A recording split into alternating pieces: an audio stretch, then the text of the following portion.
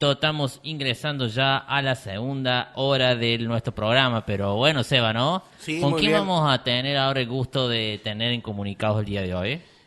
Con Paula Abal Medina, que es precandidata a la presidencia, a la vicepresidencia, perdón, por la lista Justa y Soberana que integra Unión por la Patria. Buenas noches, Paula. Hola, ¿qué tal? Buenas noches, ¿cómo están? Bien, nosotros muy Bien. bien, por suerte. Que bueno, queríamos charlar un momento con vos y que nos comente cómo llegaste a esta precandidatura. Le recordamos a la audiencia, sos socióloga, sos investigadora del CONICET. Bueno, contanos un poco qué te trae a la candidatura de la vicepresidencia junto con el dirigente Juan Grabois, ¿no? Dirigente social. Bueno, cómo no. Bueno, hay un proceso largo, me parece, que de algún modo también llego desde la sociología, ¿no? Que tiene que ver con muchos años ya de investigación en sociología del trabajo y del sindicalismo y de otras formas gremiales. Esto me viene acercando hace tiempo a todo el proceso de creación de lo que hoy se llama UTEP, ¿viste? Unión de los Trabajadores de la Economía Popular, que antes Sí, se así llamó es. CETEP, que era Confederación, pero bueno, en definitiva es una misma trayectoria de organización gremial.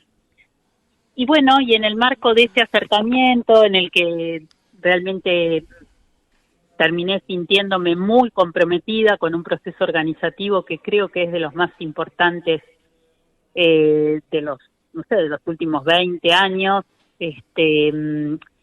Fui comprendiendo también la problemática, ¿no? La problemática de los trabajadores más empobrecidos de la Argentina y la hoja de ruta que ellos construyeron, ¿no? Que es esto de la economía popular, que es una forma de organización laboral, comunitaria y gremial, digamos, ¿no? Digamos que esas son como las tres grandes fuentes.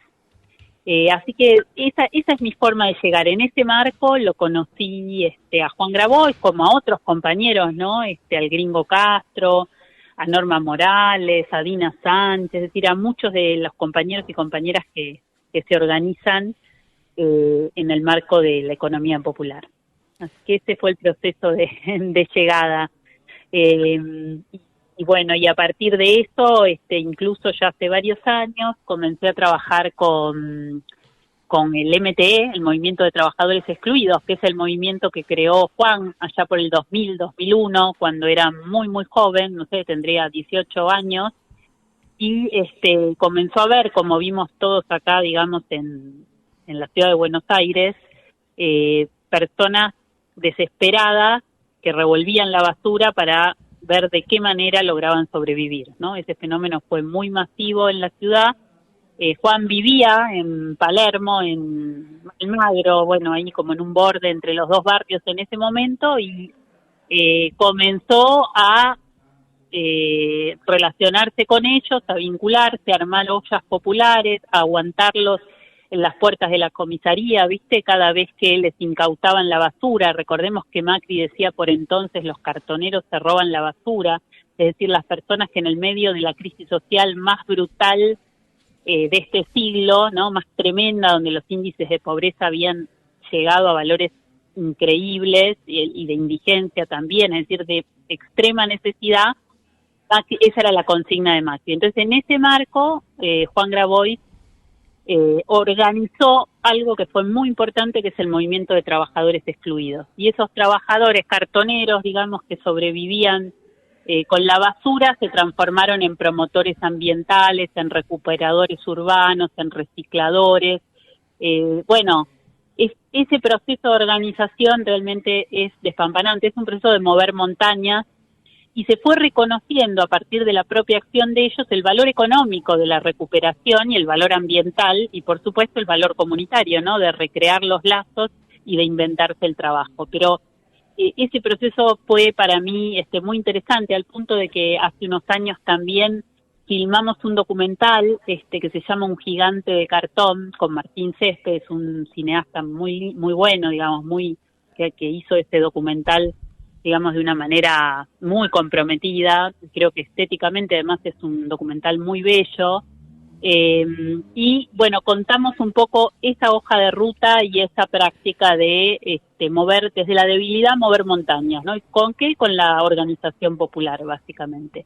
Así que ese proceso me conmovió y desde entonces, siempre que pude, intenté militar con ellos, digamos, ¿no? Estar ahí, colaborando, ayudando, aprendiendo y también registrando y haciendo esto que uno llama sociología de las ausencias y sociología de las emergencias, ¿no? Es decir, contar eso que no estaba contado, que no se conoce, por lo menos en muchos circuitos de académicos, culturales y demás, ¿no? Y a ustedes, ¿cómo es dentro del espacio que representamos, el oficialismo, la militancia nacional y popular? ¿Qué los llevó a participar de estas primarias? ¿La decisión de los compañeros que no se sentían a gusto por parte del lanzamiento del candidato Sergio Massa, o fue una decisión netamente de Juan? Mira, hay algo que Juan dijo muy claramente, que nosotros éramos nuestro propio plan B, es decir, había una idea muy conversada de todo su espacio y del espacio político al que también yo pertenezco, que era que hubiera trasvasamiento generacional, es decir, que hubiera un candidato en el espacio que perteneciera a la generación del 2001. Bueno, alguien me podría decir, bueno, Massa tiene, qué sé yo, unos pocos años más, no es gran diferencia, pero decimos generación 2001, es decir, como una contraseña que quiere decir un montón de cosas, es decir, generación entendida como un hacer y como determinados acontecimientos históricos que marcan, atraviesan a las personas, de modo tal de que se construye también una determinada subjetividad política. Entonces la generación 2001 significaba pertenecer de algún modo a eso que Cristina llama los hijos de la generación diezmada, esa sensibilidad, digamos, por lo que fue ese proceso de pérdidas, desapariciones, de duelo, digamos, que nos marcó a todos mucho, pero además todo lo que significan las luchas que se fueron gestando en la resistencia durante la década del 90 y que desembocaron en el 2001 y que después dieron lugar a un proceso que podemos llamar rápidamente el kirchnerismo con Néstor y Cristina, ¿no? Entonces esa fue la idea. Por lo tanto, cuando se decía que nuestro candidato iba a ser Guado, al punto tal de que hasta el último día vimos cómo Guado lanzaba su precandidatura, nosotros sentimos que eso efectivamente expresaba ese trasvasamiento y esa transformación, en todo caso, en la política, ¿no? Habría un escenario de una alternativa. Perdón, acá justo me suena el teléfono. Entonces, eso se frustró, ustedes saben, ¿no? Hace pocos días vivimos todos el vértigo de esas últimas horas, y cuando se depuso entonces la candidatura de Guado y solo quedó en carrera la de Sergio Massa, Juan decidió entonces, cumpliendo además su promesa, porque era lo que había dicho, presentarse como precandidato a presidente del espacio Justa y Soberana. Pero es por eso, ¿no? Es decir, porque aparecía este vacío, ¿no? Es decir, de alguien que expresara ese recorrido social que se sintetiza en el 2001. Paula, ¿cuáles propuestas? Bueno, se entiende los espacios que ustedes representan, ¿no? Pero ¿cuáles propuestas ustedes llevan adelante o están proponiendo al electorado que se diferencien de la candidatura de Sergio Massa? Mirá, yo creo que las diferencias en ese punto son muy grandes, ¿no? Es decir, el punto de partida de este espacio que tiene que ver con su recorrido, digamos, de algún modo que rápidamente contaba a raíz del movimiento de trabajadores excluidos, es en todo caso el del registro de el enorme caudal de necesidades sociales insatisfechas que existen en nuestro país, que se expresan en algunos indicadores, ¿no? Pero que uno sabe que atrás de esos indicadores hay un enorme caudal de sufrimiento acumulado, ¿no? Que son el 40% de pobreza o el 50% de los chicos y adolescentes hasta 18 años pobres, que tienen que ver con las enormes carencias de tierra y de vivienda que hay en la Argentina, con las dificultades del alquiler, con el problema del no registro, ¿no? Que es enorme en la Argentina, y el cuentapropismo pobre. Es decir, ese es el centro, ¿no? Si uno te voy a decir, bueno, ¿cuál es el centro que vertebra la propuesta la programática, el programa que lleva este espacio? Bueno, centralmente es eso, es el punto de partida, creemos nosotros, de este momento histórico, es ese, el registro de las necesidades sociales insatisfechas, que son masivas, son enormes y son multidimensionales.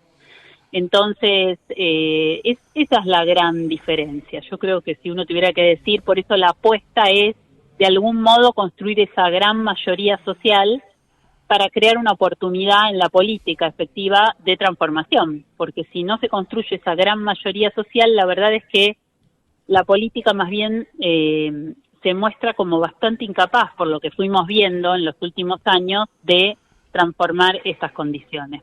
Porque lo vimos con el gobierno de Alberto Fernández, ¿no? Es decir, fue una gran victoria electoral, como dice una compañera del espacio, Ofelia Fernández, pero fue una derrota política, porque desde el día 1, desde el minuto 1 de haber logrado un gran triunfo, en definitiva, incluso inesperado, sacando al macrismo en un solo mandato, había ya un clima, una atmósfera realmente sofocante de no se puede hacer absolutamente nada.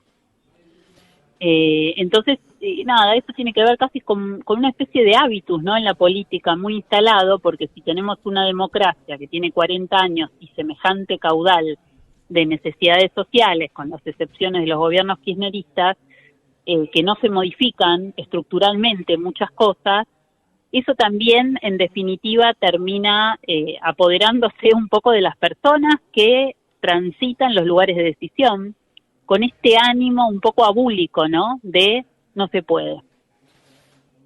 Por eso también la importancia del quiebre generacional.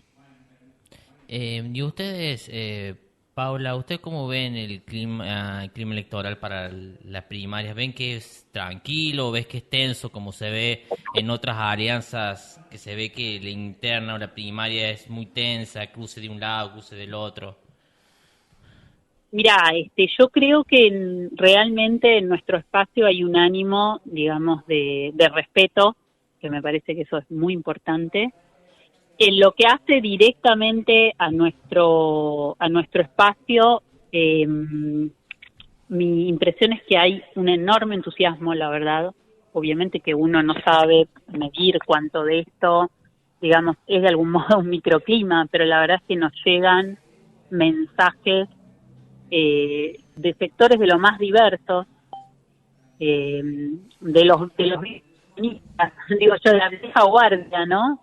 De los peronistas más grandes, que dicen, bueno, hay algo en esta organización y en las expresiones y en la candidatura de Juan que evoca lo mejor del peronismo, que de algún modo nos permite soñar con la posibilidad de que despierte como ese gigante dormido que es el peronismo, y a nosotros eso nos llena de entusiasmo. Entonces, nos parece que esta es una instancia, la de las PASO, donde lo que se puede lograr es una repolitización, que entendemos que es el modo de acercar la política a la sociedad, ¿no? Es decir, llevando la discusión política al terreno callejero, al terreno de las personas comunes y corrientes, de sus problemas y de sus necesidades. Y que es una gran oportunidad para que eso se produzca y para construir, en todo caso, con el 13 de agosto, una suerte de voto influyente, ¿no? Donde, a partir de un caudal de votos que sea significativo, en definitiva, se pueda instalar la agenda social en el debate político. Y para vos, Paula, ¿qué te pareció la frase que dijo Juan en una entrevista en un medio de Buenos Aires, que dijo respecto a la primaria que se va a realizar el 13 de agosto? ¿Qué dijo? Perdón, no te entendí. En un medio dijo Juan, en una entrevista dijo que dijo una frase ¿sí? Muy justicialista, que dijo en un medio, creo que en C5N, un medio de comunicación grande de Buenos Aires, dijo, el que gana, respecto a la interna entre él y Sergio Massa, dijo una frase muy importante, el que gana conduce y que pierde acompaña. Para vos, ¿qué te significó esa frase que dijo Juan? Mira, me parece que si nosotros vamos al espacio, al interior de un espacio, bueno, hay ciertas reglas de juego. Lo que creo es que no se va a producir eso de cualquier modo. Es decir, a partir de este proceso se va a cristalizar de algún modo un apoyo muy claro a alguno de los dos sectores, digamos, se van a cristalizar esos apoyos, se va a ordenar de algún modo ese espacio, y quien pierda tendrá posibilidad también de influir en el programa fundamentalmente del que gane. Eso me parece que es lo importante, y que entonces hay una orgánica de última instancia que está supeditada a un acuerdo programático. Paula, se ha conocido ya algunos videos, algunos spots de Juan, y uno se centra en el tema del déficit habitacional y principalmente en la urbanización de los barrios carenciados, las conocidas como Villa Miseria. Eso tengo entendido que es un viejo proyecto del tercer gobierno peronista que fue cortado obviamente con el golpe de Estado. ¿No cree que, por ejemplo, ese tipo de proyecto no puede confluir en el futuro, digamos, con la otra fórmula con la que ustedes compiten? Mira, yo creo que sí, que por supuesto que se tiene que poder confluir, y que realmente espero que esos acuerdos programáticos prosperen. Yo ahí, lo que te puedo contar es, hay en este espacio la construcción de un programa que lleva varios años de elaboración, ¿viste? Porque uno dice, bueno, los políticos frente a las elecciones arman plataformas electorales. Y terminan siendo actos de marketing político. La verdad es que yo lo conozco de primera mano, no me lo cuenta nadie. Yo conozco la elaboración de los programas de buen gobierno, en los que además también participé activamente, que significaron talleres de cada una de las actividades, de las ramas de actividad de la economía popular, discutiendo todo qué hacer y cómo hacerlo.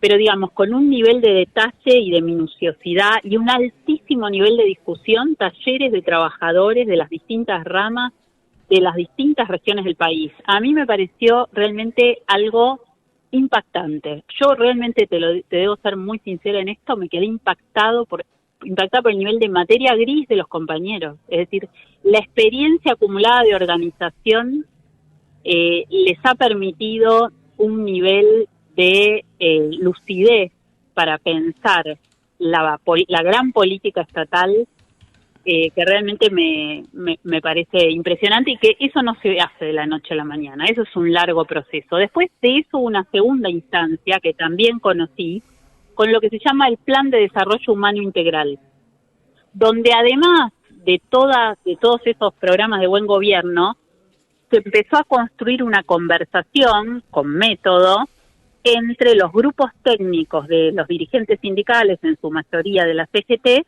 y otra discusión política que iba en paralelo, a veces eran reuniones plenarias, técnicos más dirigentes sindicales. Y ahí encontrás un montón de dirigentes sindicales de la CGT, de los sindicatos más grandes, pensando un programa de gobierno. Y eso dio lugar al Plan de Desarrollo Humano Integral.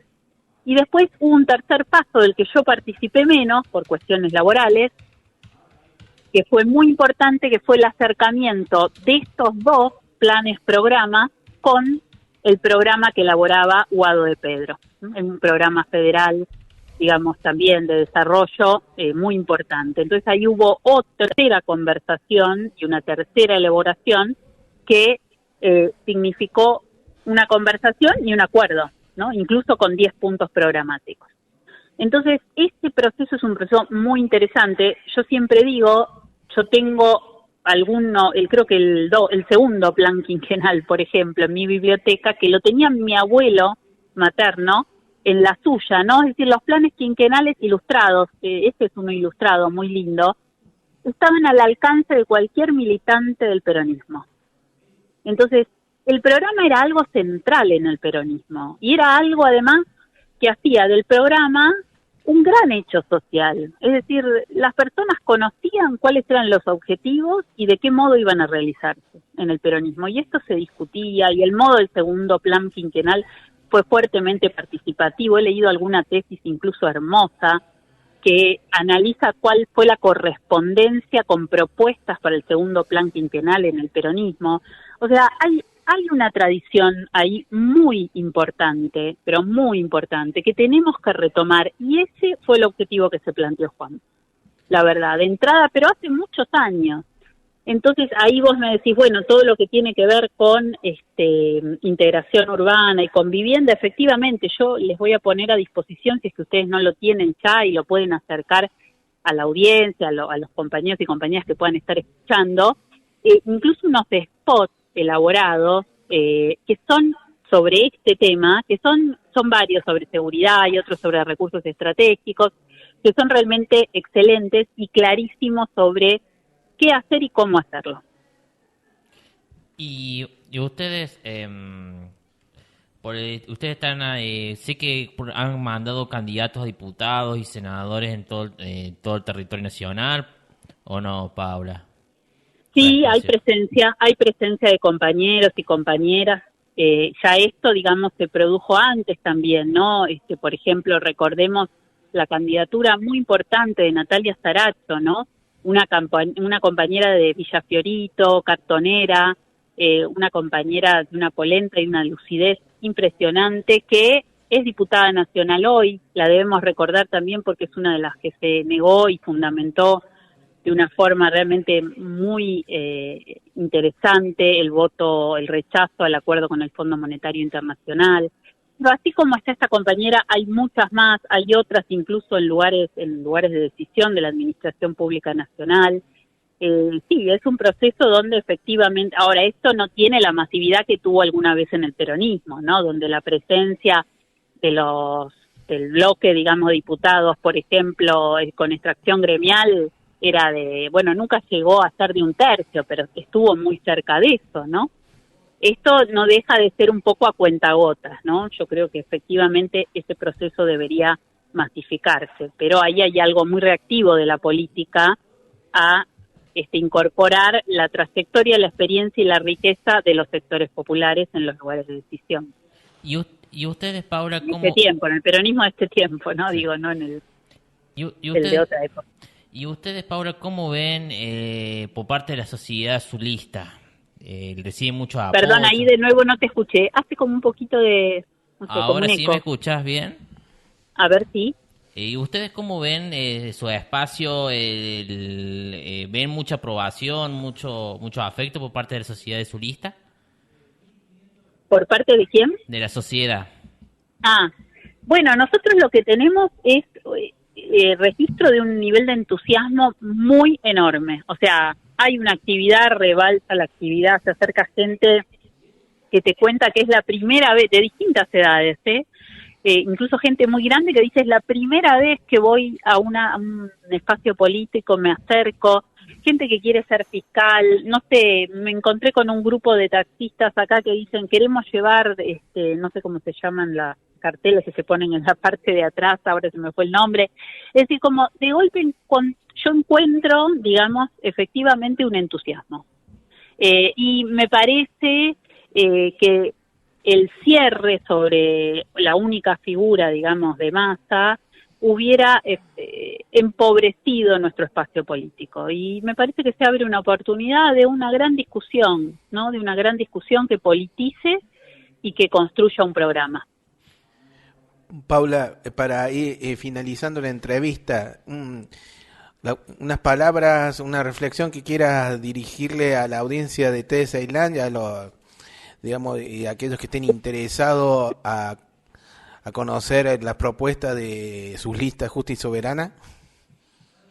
Bueno, lo que diría es que realmente la diferencia la van a hacer las personas con su militancia y que no hay que dejarse ganar por el desencanto, la desilusión de esta etapa, que por el contrario lo que más necesita la política para volver a convertirse en una herramienta con capacidad de transformación es el involucramiento masivo de las personas que pertenecen a la realidad social efectiva, que transitan y que viven las necesidades de las mayorías. Y que si hay algo que yo quiero decir es, por favor, participen, intervengan, militen, hablen, discutan, fiscalicen si pueden, lean, escuchen los spots, mírenlos, hagan llegar propuestas nuevas. Es decir, me parece que es un momento donde esa voluntad colectiva, dispersa, disgregada, pero encaminada a este fin de una gran repolitización, puede ser muy importante porque, bueno, no olvidemos que lo que sigue en octubre, en definitiva, es enfrentarnos a un escenario de confrontación con un proyecto de derecha, sea cual sea, que vuelve a convocar imaginarios autoritarios, ¿no? Y que con más fuerza social y con más organización y con más propuestas programáticas lleguemos, me parece que más capacidad vamos a tener de derrotar ese proyecto de derechas en las urnas. Paula, te agradecemos que te hayas comunicado con nosotros, con Radio Mordisquito, y esperamos que, bueno, en alguna otra oportunidad tenerte en el programa. Cómo no, muchísimas gracias a ustedes por la comunicación. Les mando un saludo. Muchas gracias. Adiós. Adiós.